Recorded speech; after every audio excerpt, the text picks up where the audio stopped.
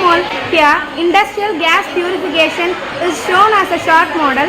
The factory gas SO2, VOC and CO2 from factory is borne up by using a fan which we attach here. The fan gave up all the gases up, and these toxic gas, chemical gas will transfer to the carbon absorber. Here we attach a motor and some cotton which will purify the industrial gas to clean air. This gas will go up to the up chimney and it will transform as a purified gas here.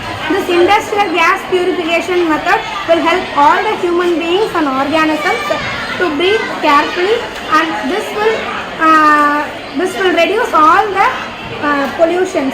Advantages of this method is cost efficient, save electricity, save human and other organisms. Without purifying this factory gas, people will face many problems, like problem of impure gases are respiratory problem, neurological damage and cancer risk, cardiovascular disease. This is the simple model of industrial gas purification. This will help the future generation to lead a good life. Thank you.